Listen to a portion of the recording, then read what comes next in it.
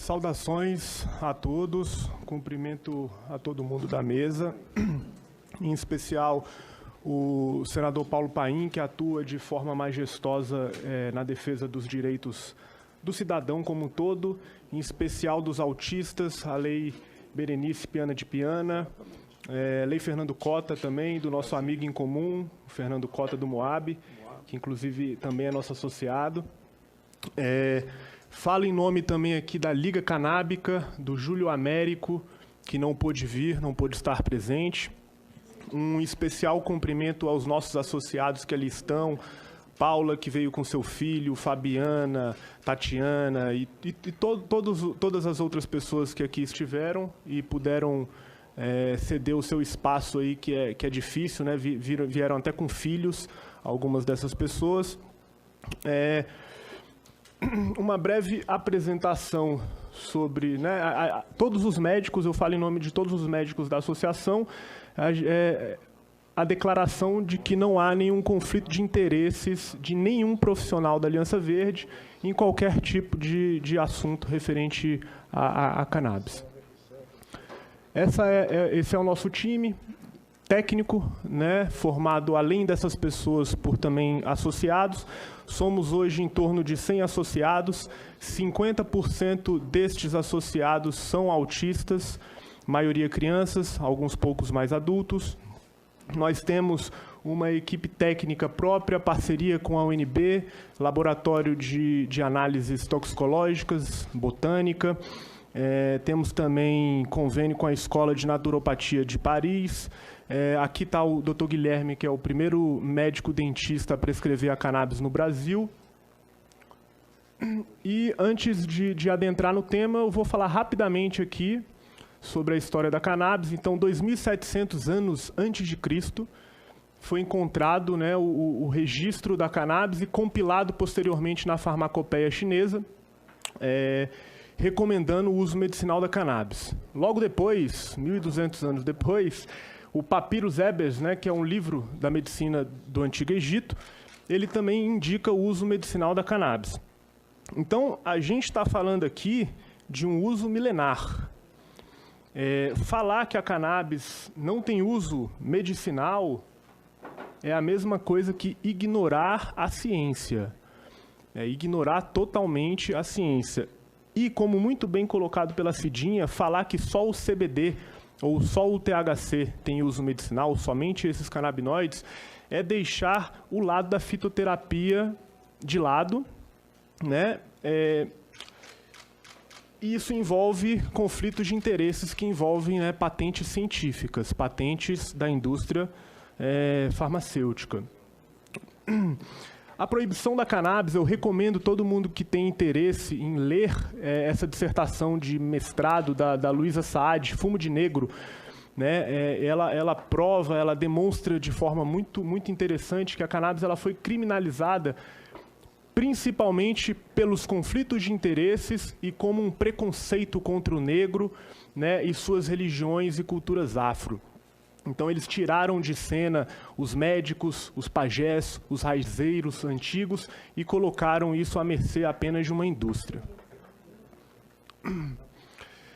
Eu vou colocar um mito que muito se fala, que é o aumento de consumo. Então, tem um estudo publicado que monitorou a conduta de 1.100.000 adolescentes em 400 escolas durante 24 anos, né, adolescentes de 13 a 18 anos, e concluiu que a regulamentação nos estados que permitiram o uso medicinal não influenciou e não aumentou o uso da cannabis por adolescentes.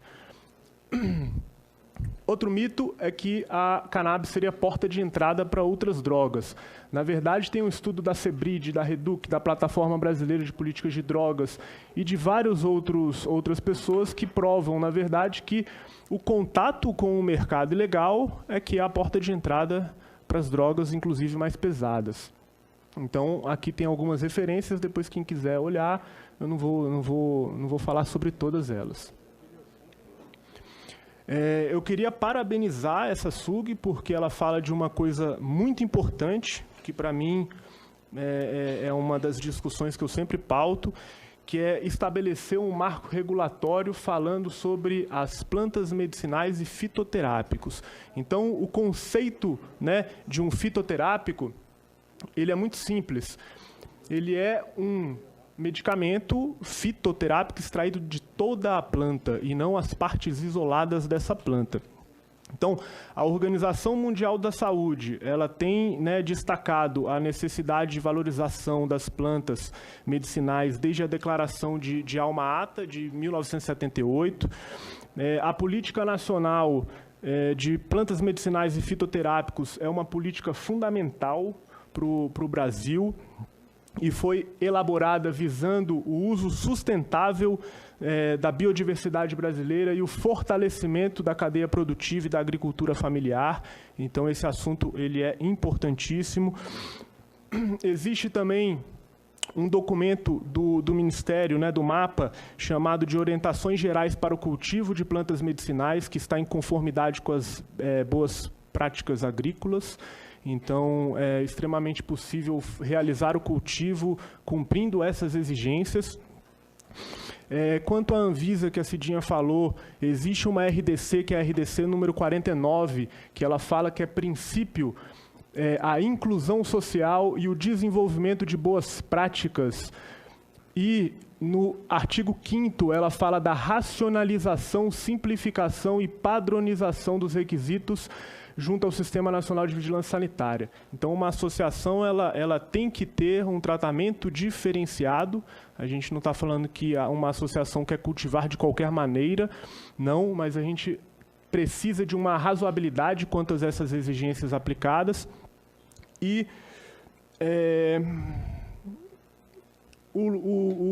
entrando aqui rapidamente no lado industrial, a gente está em contato com a Secretaria de Defesa Agropecuária já desde 2018, desculpa. Então, a cannabis ela tem um potencial de fitorremediação do solo, de criação de biomassa, de fitorremediação do solo e capacidade de absorver metais pesados. Então, é uma planta que ela pode ajudar, inclusive, no meio ambiente. Esse é o conceito de medicamento fitoterápico pela própria Anvisa, né, que é um conceito técnico, que é todo medicamento obtido com emprego exclusivo de matéria-prima ativa vegetal e não se considera medicamento fitoterápico aquele que inclui substâncias ativas isoladas ou sintéticas. Então, o medicamento fitoterápico, ele tem sim eficácia, ele tem segurança, ele tem padronização e reprodutibilidade. Existe uma observação interessante da Instrução Normativa de número 4 de 2014, que ela determina o registro de medicamentos fitoterápicos e a notificação de um produto tradicional. Nós estamos falando aqui de uma planta ancestral e muito antiga. O efeito sinérgico, falando rapidamente, ele é a interação de todos os canabinoides, ou seja, a atividade farmacológica da cannabis, ela é resultante de uma ação sinérgica entre todo o fitocomplexo, entre todos os componentes, e não apenas uma consequência isolada de uma substância em si. Então, a gente tem o efeito entourage, efeito sinérgico, que é comprovado por diversos artigos científicos. Do Ethan Russell, uma pessoa muito conhecida nesse meio. Aqui a gente pode ver os terpenos, né? Então, se fala que a cannabis ela tem 500 substâncias. Claro, tem terpenos, tem ésteres, tem flavonoides, tem canabinoides, muitas outras substâncias que são necessárias no tratamento. Inclusive, em alguns locais, se demonstrou que o uso equilibrado da planta inteira ela é superior aos medicamentos isolados ou sintéticos. Esse é o efeito, que há evidência, né? O Fabrício Pamplona, quem conhece, ele é uma pessoa muito técnica e ele fala da evidência do efeito superior do fitoterápico em relação ao, por exemplo, THC sintético. Existe uma ação civil pública pelo Ministério Público Federal, né, falando para que se fosse iniciado de ofício o estudo com a cannabis in natura. Então, não sou eu que estou falando apenas, não é alguns médicos, o próprio Ministério Público Federal também fala do início do estudo com a planta in natura com vistas a enquadrá-la no Formulário Nacional de Fitoterápicos. Então, essa SUG falando disso é extremamente importante, senão a gente vai deixar à mercê de medicamentos apenas isolados e sintéticos, que sim, podem servir para alguns casos. O procurador da República, José Godoy, ele manifestou-se favorável, né, pelo Ministério Público Federal, pela concessão da tutela provisória para a Abrace. Inclusive, eles colocaram no site deles, do Ministério Público, falando: a atuação da sociedade civil é exemplo de controle social. Uma outra decisão do nosso amigo Felipe, que é da ONG Reconstruir, eu pedi a permissão dele para colocar isso aqui. O procurador também, Paulo Sérgio Duarte da Rocha Júnior, pelo Ministério Público Federal, se manifestou integralmente pela procedência do pedido. Então, o Ministério Público Federal vem sendo favorável às decisões jurídicas envolvendo associações que estão já pleiteando o direito de cultivo, que é o caso de algumas associações que aqui estão, inclusive a nossa. Então, a gente vem fazer um pedido, né, que é reincluir a cannabis na farmacopeia, reconhecer o uso tradicional da cannabis. A regulação, né, a regulamentação, ela precisa ocorrer, isso é obrigatório sobre um aspecto de reinclusão social, né? Então, a reinclusão social, ela é extremamente importante. O cultivo em escala, ele precisa ser sustentável e orgânico, e o cultivo doméstico e associativo, ele tem que ser garantido, com as devidas fiscalizações do cultivo associativo. O paciente, ele precisa ter direito à escolha, como a Cidinha colocou muito bem. É extremamente possível a pessoa cultivar em casa, extrair o seu óleo e, por exemplo, contar com a ajuda de uma universidade para fazer uma análise dos componentes ativos da cannabis.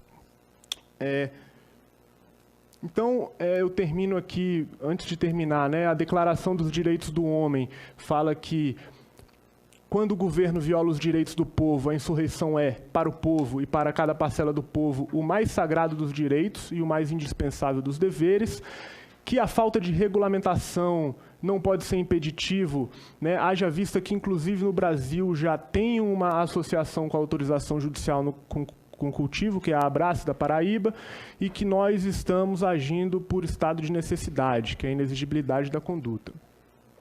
Eu vou passar aqui rapidamente, a Lívia está aqui, esse é o filho dela, Miguel, não comia praticamente nada, vomitava com tudo que tocava, tinha aversão ao toque em alimentos, pegava viroses muito fácil. Então, como que eu coloco o vídeo? É o play aqui, né? Acho que é. Vou colocar esse vídeo aqui, não sei se... Ó, isso aqui era o...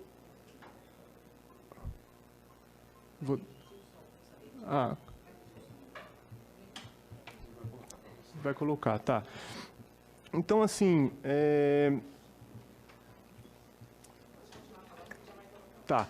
Aproveito para registrar a presença da senadora Leila, que é uma das proponentes aqui, com indicação de pessoas para falar sobre o tema. Pode colocar. Então, esse era o Miguel antes da cannabis. Não comia nada, tinha aversão a alimentos. Um vídeo de 10 segundos. E esse é o Miguel hoje. Vocês podem dar o play, por gentileza?